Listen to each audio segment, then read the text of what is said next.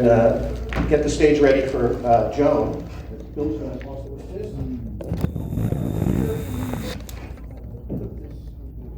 I'll take that off stage. Put that up there. Okay, Bill's going to prepare for Joan.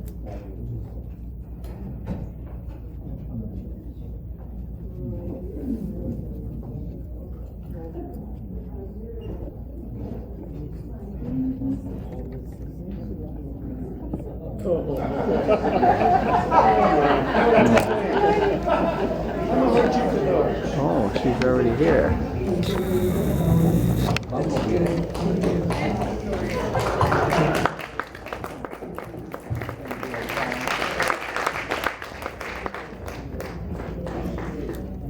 My name is Buzz. The people here were nice enough to give me a few minutes to tell you my story and how I got to be so big. In the honeybee hive, there are 3 types of bees. Some of you know this. The workers are female. They gather the pollen. The drones are male, and their only job is to mate with queens of other colonies.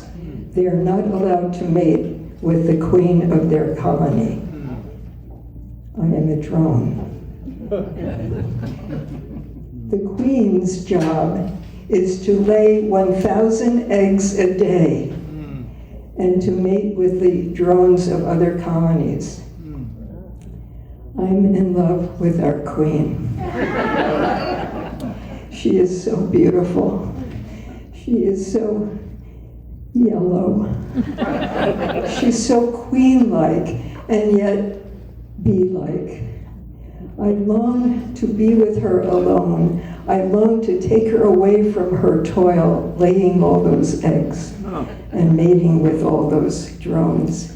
And just be with her. I wouldn't mate with her, that's forbidden, but just to be close to her, and maybe I would be ecstatic if she would allow me to rub her head between her antenna and massage her feet. Well, because I loved my queen, I didn't want to mate with other queens, so I would just spend the day in the garden avoiding the other bees. And one day the gardener accidentally splashed me with Miracle Grow. I couldn't go back to the hive that night. By the next morning, I had gone from 1 inch, 1 ounce to 4 feet 11 and 97 pounds. Luckily, the garden was owned by an entomologist, a person who studies insects. He saw me out in the garden. Well, who could miss me? And he gestured me into the house, and I went in. Where else could I go? He cleared a space for me on the sofa, and he said, "Oh, I wonder how you got to be so big." Then we discovered something amazing. The Miracle Grow had not just changed my size. It had allowed me to speak and understand several foreign languages. So I explained to him my situation, that I was in love with the queen. But I said I had no hive to bring her to, even if she agreed to come. I had no feed to give her, food to give her. And he disappeared for a few minutes, and he came back with this large structure, the color of spring flowers, with different compartments, completely open on one side. And I said, "What is it?" He said, "Barbie's dream house." It was perfect. The bee, if Beatrice, her name is Beatrice. If Beatrice agreed to come with me, she could stay in one of the compartments. I could lie next to the structure. And if she allowed me to,